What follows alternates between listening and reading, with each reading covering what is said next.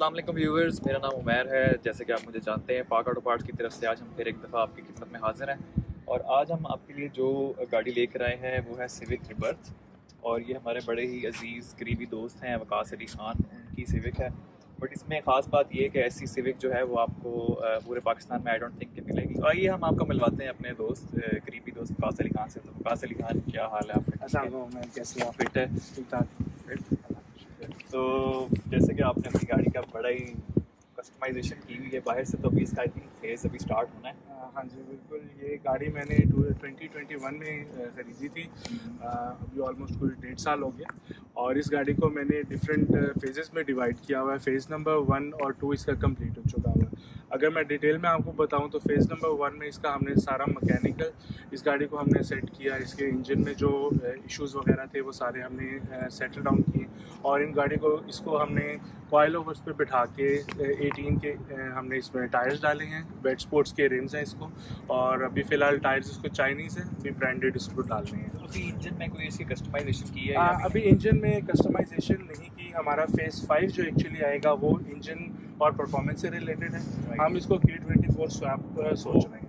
तो K24 swap जो है वो इसमें एक्चुअल आया हुआ है अमेरिका में, SI मॉडल में आया हुआ है इस वेरिएंट पे, जिसको FB7 कहते हैं। तो हम एक्चुअली उसका बोल्ट ऑन सारा कुछ देखना चाह रहे हैं कि अगर हमें वो इजीली मिल जाता है तो उसका ईच एंड एवरीथिंग उसका सेटल इसमें हो जाएगा, तो हमें कुछ अल्ट्रेशन की ज़रूरत नहीं पड़ेगी। वैसे अगर हम इसमें नॉर्मल K24 स्वैप करेंगे पाकिस्तान में तो उसके कुछ लोगों ने अभी ट्राई किया है, लेकिन वो इतना तो कामयाब नहीं हुआ, उसमें इश्यूज़ बहुत ज़्यादा हैं। तो इसलिए हम अभी मतलब फुल जो है रिसर्च जो है वो चल रही है वकास साहब की। इसके अंदर हमारे एक ऑप्शन हमारे पास K24 की है। दूसरी ऑप्शन ये है कि अगर हम R18 के साथ जाते हैं तो R18 के ऊपर हम इसको टर्बो चार्ज कर सकते हैं। वो हमारे कुछ एक दो दोस्त हैं, उन्होंने अपने R18 को टर्बो किया हुआ, तो वो बड़ा बेहतरीन चल रहा है और वो उसकी जो बूस्ट है वो बहुत डिफरेंट है। तो ये दो जो परफॉर्मेंस के रिलेटेड जो बातें हैं उसमें हमारे ये दो आइडियाज़ हैं। हम लेकिन इंटीरियर की तरफ आते हैं। मुझे याद पड़ता है कि आपने पाक ऑटो पार्ट से ही इसकी हेडलाइट्स ऑर्डर की थी, तो वो मुझे नज़र नहीं आ रहा कि वो एक्चुअली जब आप प्रोजेक्ट कार बना रहे होते हैं ना तो आपको बहुत आराम से चलना पड़ता है। अच्छा, ठीक है। तो जिस तरह आपको मैंने बताया कि फ़ेज़ 1 में हमने इस गाड़ी के तमाम जितना भी मैकेनिकल काम था वो हमने किया। इसको हमने इंजन वाइज हर चीज़ इसकी सेटल डाउन की। इसमें हमारे पास काफ़ी इश्यूज़ थे, जिसमें इसका रेडिएटर चेंज हुआ कंप्लीट। रेडिएटर इसका लीक था। जब ये गाड़ी हमने ली तो ये इसके हालात थोड़े से माड़े थे। वो ज़ाहिर है, हाँ वो काफ़ी ली थी तो उसमें भी मुझे ऐसे ही था। हाँ, मेरा भी प्रोजेक्ट ही चल रहा है। ये काफ़ी अब्यूज कार थी। अच्छा। और इसको लेने का जो डिसीजन था वो एक इस तरह की सिचुएशन बन गई थी कि जिसमें फिर मुझे ये गाड़ी इसके अलावा कोई और ऑप्शन नज़र नहीं आई, तो मुझे ये लेनी पड़ गई। उसके बाद फिर तो अगर मैं आपसे पूछूं उस टाइम की कॉस्ट आपको कितने में पड़ी थी? ये उस टाइम पे मुझे गाड़ी जो है ये तकरीबन 24.5 की मिली थी। और 24.5 में उस टाइम पे जो है नॉर्मली आपको अगर आप करोला में जाएं ऑल्टो भी नहीं मिलती। हाँ, अब ऑल्टो नहीं मिलती। शुक्र है मैंने ये ले बहुत अच्छी ऑप्शन है। तो ये वो गाड़ी थी जिसमें ऑलमोस्ट हर फीचर था जो मुझे चाहिए था। और ये मुझे करोला में नहीं फीचर्स मिल रहे थे जो इस ब्रैकेट में आपको करोलास मिल रही थी। I was looking for a CL9 mark x, लेकिन वो बजट से बहुत ऊपर थी। तो फिर क्योंकि मुझे मैं एक फैमिली बॉय हूँ, तो डोमेस्टिक फैमिली बॉय हूँ। अच्छा, हम आगे ऑनवर्ड्स चलते हैं। हाँ जी, आगे चलते हैं। इसके इंटीरियर में आई थिंक काफी हाँ जी, फ़ेज़ 2 में हमने इसका इंटीरियर कंप्लीट अपग्रेड किया। व्यूअर्स, इसके अंदर इंटीरियर जो है ना वकास ने बिल्कुल टोटली चेंज कर दिया। आई थिंक ऑस्ट्रेलियन जो है वेरिएंट, उसके ऊपर जो है ना बिल्कुल ब्लैक जो है ना इंटीरियर में से कन्वर्ट किया। तो आए स्टेप बाय स्टेप देखते हैं कि क्या चीज़ें जो है ना इसके अंदर ऐड हुई हुई हैं। एक चीज़ और भी मैंने नोटिस की है कि इन्होंने जो है ना इसमें ये ऑटो रिट्रैक्टेबल मिरर्स नहीं आते, तो ये भी इन्होंने इसमें चेंज कर दिए। वो की को अनलॉक जो है लॉक अनलॉक करने से जो है ना ऑटोमेटिक ओपन और वो है ना क्लोज हो रहे होते हैं। ऑनवर्ड्स हम चलते हैं इसके इंटीरियर में। तो इंटीरियर आपको अगर दिखाएं तो इसमें भी काफ़ी all together everything is changed. आप देखें इसका स्टीयरिंग वो रिबर्थ वाला नहीं है। इसकी सीट्स टोटली लेदर में है, ब्लैक में है और ये हीटेड भी हैं। अभी इनका कनेक्शन बाकी है, वो भी इंशाल्लाह वकास करवा लेंगे। बाकी अगर आप देखें इसकी पहले आई थिंक डबल टोन में आता था रिबर्थ में, बट अब ये टोटली ब्लैक जो है ना अंदर से कर दिया। इसमें आप अगर देखें यहाँ से इसका ये पूरा डोर जो है, इनर पैनल, ये सारा का सारा ब्लैक आउट कर दिया है। इंटीरियर में देखें, अच्छा एक और बड़ी मज़े की चीज़ जो विकास ने की है, इसका स्टीयरिंग भी जो है ना, विकास इसमें स्टीयरिंग जो है वो किसका आपने चेंज किया? इसमें FP6 का चेंज किया है। ये है हमारे पास मलेशियन। अच्छा, ये बैक से अगर आप देखें तो बैक में भी पूरा इंटीरियर जो है ना इसका ब्लैक आउट हो गया हुआ है, और इसमें एक्स्ट्रा चीज़ें जो हैं वो सीट बेल्ट आई थिंक तीनों पिछली ऐड हुई हैं, और ये सीट्स भी सारी जो है ना चेंज हो गई है। जैपनीज सीट है, जैपनीज सीट है। ये 40-60 स्प्लिट में है। 40-60 स्प्लिट में है।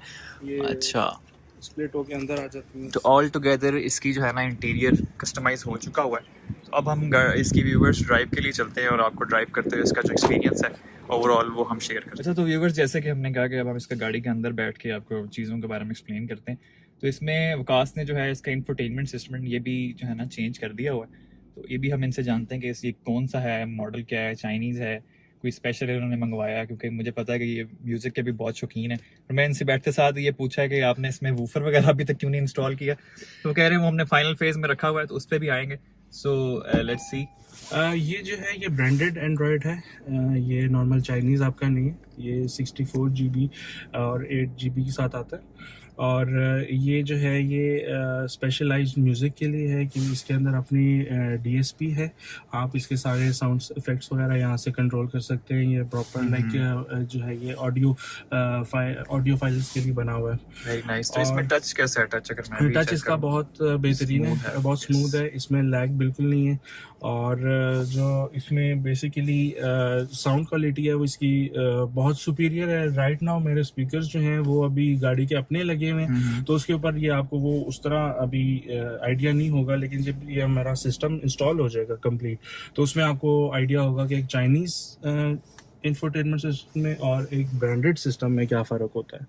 और ये हमारी गाड़ी की कैनवस के साथ कंप्लीट कनेक्टेड है। अगर आप इसमें डोर्स ओपन करेंगे तो आपको डोर इंडिकेशन ये देता है कौन सा डोर ओपन है। और अगर आप यहाँ से इसमें कुछ ब्लूटूथ या कुछ भी लगाएंगे तो वो आपको वहाँ पे जो है ना iMid में भी आपको शो करेगा कि इस टाइम पे आपका USB चल रही है, ब्लूटूथ चल रहा है, व्हाटसोएवर। ये कंप्लीट सिंक्रोनाइज्ड है उसके साथ। ये नॉर्मली चाइनीज़ एंड्रॉयड के साथ नहीं होता। अगर आपने रीबर्थ का अपना ओरिजिनल जेन्युइन सिस्टम है उसके साथ तो ये सिंक होता है, लेकिन अगर चाइनीज एंड्रॉयड लगाते हैं तो उसके साथ ये सिंक नहीं होता। तो ये ब्रांडेड की निशानी होती है। अच्छा, ये तो हो गया इंफोटेनमेंट सिस्टम। अब विकास इसके अलावा कोई ऐसी चीज जिसपे हम कह रहे हैं कि ये गाड़ी पाकिस्तान में इस तरह की शायद नहीं है, तो आपको क्या लगता है ऐसी क्या आपने डिफरेंट चीज इसके अंदर इंट्रोड्यूस कराई है? इसमें जो है आपके पास OEM पुश स्टार्ट है। आप गाड़ी जो है बटन के साथ इसको आप ऑफ कर सकते हैं और आप इसको ऑन कर सकते हैं। और ये जो है ये प्रॉपर इमोबिलाइजर के साथ है। ऐसा नहीं है कि आपका जो है अच्छा, ये इसकी प्रॉपर फिटिंग में है, मतलब ये खुद कस्टमाइज करके नहीं किया हुआ, ये OEM इसका जो है ना OEM है। राइट। डैशबोर्ड कंप्लीट इसका चेंज है, तो ये उसमें OEM आया हुआ है। प्लस इसके अंदर जो है ये सिगरेट लाइटर जो है उसके ऊपर प्रॉपर कवर होता है। नहीं तो पाकिस्तान में तो ऐसे वो मोरी सी दे देते हैं, लेकिन हमारे पास जो है इसमें प्रॉपर ये कवर होता है। और इसके अलावा इसमें अच्छा, इसका ये क्लाइमेट कंट्रोल जो है ये भी नहीं, ये ओरिजिनल के साथ आता है क्योंकि ये ओरियल थी, वो UG थी, ठीक है, जो टॉप ऑफ द लाइन होती है, ठीक है। तो उसमें ये हमारे पास जो है क्लाइमेट कंट्रोल आता है। और आई थिंक मैं एक चीज और भी नोटिस कर रहा हूँ, इसके अंदर जो इसकी ये रूफ है ये भी आई थिंक ब्लैक आउट हुई हुई है। ये रूफ भी हमने ब्लैक की हुई है। इसमें हमने फैब्रिक पेंट का यूज किया हुआ है। ये हमने कंप्लीट फैब्रिक पेंट के साथ किया है। ये जो मैप रीडर है ये जो है ये हमने अमेरिका से इंपोर्ट किया है। ये अमेरिकन मॉडल के अंदर ब्लैक आता था, तो इसको हम पेंट कराने के बजाय हमने इसको, क्योंकि ग्रेफाइट कलर जो है ना हमारा मैच नहीं होता, ये हमने बाहर से इंपोर्ट किया है। चलें, वेरी नाइस। तो अब हम इसकी व्यूअर्स ड्राइव के लिए चलते हैं, और आई थिंक ये पैडल शिफ्टर वाली मुझे एक चीज नजर आ रही है, इसको भी टेस्ट करते हैं। पैडल शिफ्टर है और हम आपको जो है वहाँ पे गियर इंडिकेटर आता है इसका कि ये गाड़ी किस गियर में चल रही है। ये आई थिंक वीडियो के अंदर वो प्रॉपर्ली नजर नहीं आ रहा, बट वो इंडिकेटर है वहाँ पे 1 2 3 जो है ना गियर शिफ्ट जो आपका है वो प्रॉपर्ली शो कर रहा होता है। अभी हम मेन रोड पे जाएंगे तो वहाँ आपको मैं पैडल शिफ्टर को ज़रा यूज़ करके दिखाता हूँ। ये इंगेज हो गया पैडल शिफ्टर।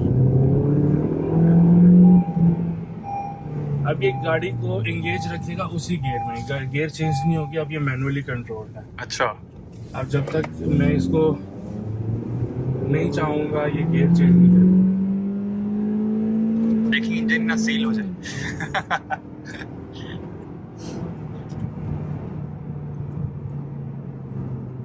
Very nice. तो अगर इसको डिसएंगेज करना है दोबारा से तो फिर डबल क्लिक कर देना, ये डिसएंगेज हो। अच्छा, डबल क्लिक कर देना, ठीक है।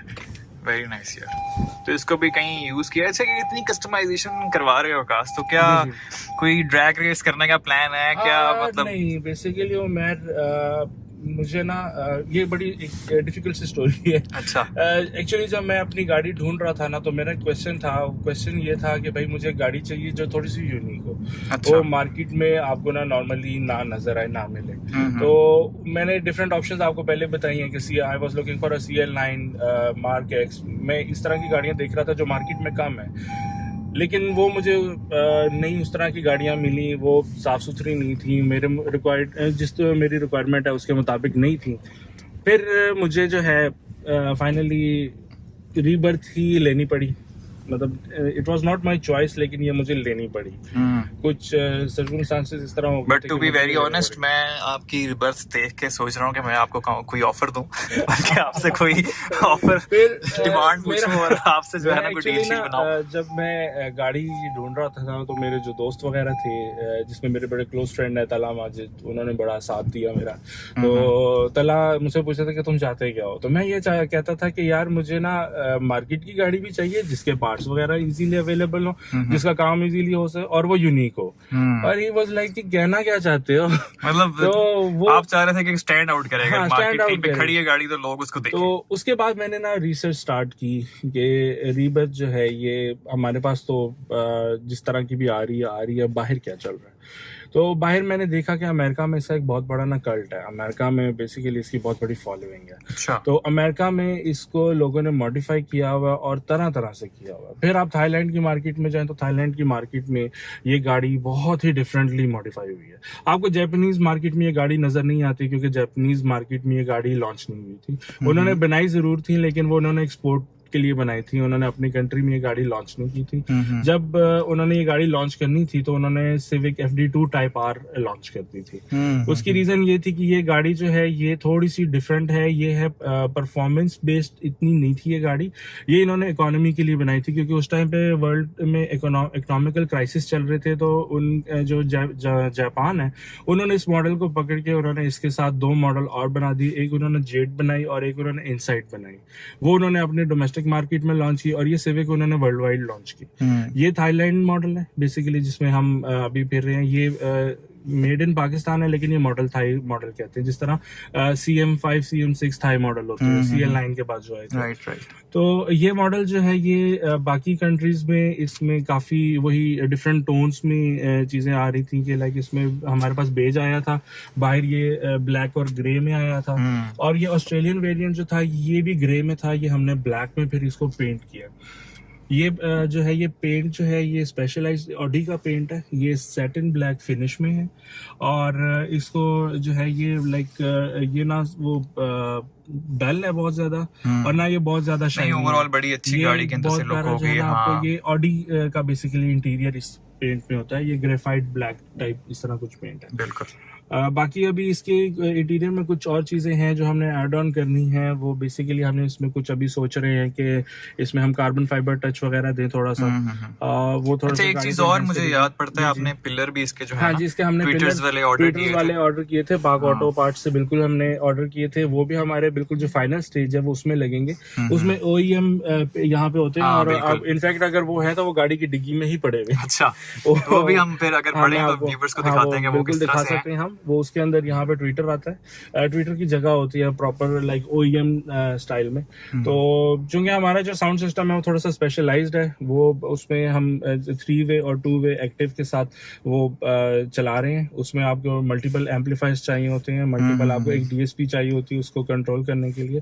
थोड़ा सा कॉम्प्लिकेटेड सिस्टम है, तो इसलिए उसको जरा हमने एंड पे रखा हुआ है कि गाड़ी के साथ जब सारे काम वगैरह हो जाएं हम उसको एंड पे इंस्टॉल करें, कि फिर गाड़ी को कोई छेड़छाड़ वाला काम ना हो। ठीक है। ये इसका OEM पिलर है। ए पिलर जिसको कहते हैं, इसमें ट्विटर पॉड आता है और इसकी जो लोकेशन है ये बहुत कैलकुलेटेड है ताकि साउंड जो है वो बिल्कुल लिसनर के बिल्कुल एक एंगल पे और मज़ेदार साउंड आपको है। तो ये जो है ये आपका इसके अंदर हमने अभी कस्टम ट्विटर अपना लगाना है और यहाँ पे हमने 4.5 इंचज़ का एक और पॉड बनाना है जिसपे इसकी मिड रेंज लगी। अच्छा। और वो कंप्लीट एक ये पिलर हमारा जो है कंप्लीट हो जाएगा जिसमें हम 3 वे मतलब मुझे जो समझ आ रहा है आपने गाड़ी में ये साउंड सिस्टम ऐसा इंस्टॉल करना है कि अगर किसी को जो है ना बदहजमी हुई है तो बीच में बैठे तो वो साउंड की वाइब्रेशन उसका जो हाजमा है ना वो ठीक हो। वो चीज़ जो है ना वो अब हमारी बेसिकली बहुत पुरानी हो गई है कि आप जो है ना डिस्टम टैश करके साउंड सिस्टम ये अब इसके सिस्टम की तरफ हम जा रहे हैं। ये साउंड क्वालिटी को हम देखेंगे इसमें और जो बेसिकली आपकी जो टोन और जो ट्यून है वो आपको उसी तरह सुनाई देनी चाहिए। बाकी जो है इसमें हमने व्यूअर्स देख रहे हैं आप ये विकास ने काफी चीजें जो है ना गाड़ी की ही सारी जमा की हुई है। ये एक्सप्रेस का डब्बा है भरा पड़ा हुआ है, इसमें जो हमने चीजें ऐड की। चले व्यूअर्स अब टाइम आ गया तो आपको थोड़ी सी और चीजें भी दिखा देते हैं। ये जो है हमारी सीक्वेंशियल साइड मिरर्स के इंडिकेटर है और ये सीक्वेंस में इस तरह चलते हैं, बड़े प्यारे लगते हैं चलते हुए। ये हम इंशाल्लाह इसको इंस्टॉल करेंगे जब हमारा इसका व्यूअर्स ये अभी जो है गाड़ी का फर्स्ट फेज में सेकंड फेज में ये अभी सेकंड फेज कंप्लीट हो चुका है, थर्ड फेज में दाखिल हो चुकी है। थर्ड फेज में इसके कुछ सामान है वो अभी ट्रांजिशन में है, वो वापस अभी आएगा जब सारा सामान पाकिस्तान, तो इसको हम थर्ड फेज में एंटर कर देंगे। फिर इसमें हम इसके जो है गाड़ी का पेंट और इसकी जो बाकी थोड़ी सी जो अभी चीज़ें जो हैं वो इसको हम ऐड ऑन करेंगे, कंप्लीशन की तरफ जाएंगे। उसके बाद इसका जो है sound system fourth phase start हो जाएगा जिसमें इसकी साउंड डैम्पिंग होगी, इसमें कंप्लीट साउंड सिस्टम डलेगा। उसके बाद हमारा फिफ्थ फेज होगा। फिफ्थ फेज इंशाल्लाह जो है उसके ऊपर या हम टर्बो चार्ज की तरफ जा रहे होंगे या हम K24 स्वैप की तरफ जा रहे होंगे। जिसमें एक फंक्शन जो हमने और ऐड किया जो फीचर है वो इसके डिग्गी के जो है ना ट्रंक ओपनर हमने इसमें डाला है। तो बेसिकली ये रिमोट से जो है आपके पास सामान ज़्यादा है तो आपको जो है ना डिग्गी खोलनी नहीं पड़ेगी, आपने बस इसमें शॉक इसमें शॉक इंस्टॉल हुए हैं बेसिकली। और जो आपको मैं इसमें ये देखें जी इसमें शॉक्स भी इंस्टॉल किए हैं, वरना यूजुअली जब डिग्गी आप खोलें तो वो खुद ही ऊपर नहीं जाती, तो ये ऑटोमेटिक जो है ना वो ऊपर जा रही है।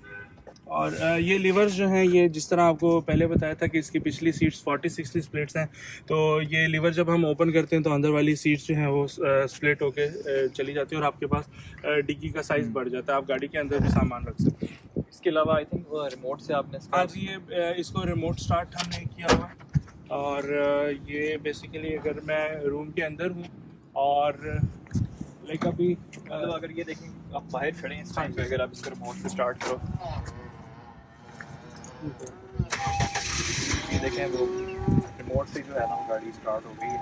तो ये प्रोजेक्ट जैसे कि अभी इन प्रोग्रेस है तो इसमें डेफिनेटली आपके साथ कोई ना कोई एक्सपर्ट भी होगा और जो आपको ये हेल्प आउट कर रहा है, तो आप किसी को इसका क्रेडिट वगैरह देना चाहते हो? हाँ, बेसिकली सबसे पहले तो पार्ट्स की अगर बात की जाए तो पार्ट ऑटो पार्ट उनके बगैर ठीक है सही मुबशर तुम्हारा कोई बात नहीं। सो और मैकेनिकल में और मैकेनिकल में हमारे खुरम भाई हैं जिन्होंने जो है सारा काम इसका किया है, अंदर से पुश स्टार्ट, इसको पैडल शिफ्टर और इसके काफ़ी इलेक्ट्रिकल इश्यूज भी उन्होंने सॉल्व किए हैं। एक मेरा दोस्त है तलहा माजिद, उसके बगैर ही प्रोजेक्ट हो नहीं सकता था क्योंकि I was about to sell this car. जब मैंने ये गाड़ी ली इसको 2-3 दिन चलाया, आई वॉज लाइक यार ये मैंने क्या ले लिया, तो I was about to sell it. तो मुझे कॉन्फिडेंस देने वाला जो है वो तलहा था। तलहा ने मुझे कहा कि नहीं यार वी कैन मेक समथिंग, और कोई बनी बनाई गाड़ी तो कोई भी ले लेता है, अगर आप इसको ही कुछ कर दो इस तरह कि ये गाड़ी स्टैंड आउट करे। लॉन्ग रन में अगर गाड़ी को रखने का प्लान है और आप इसको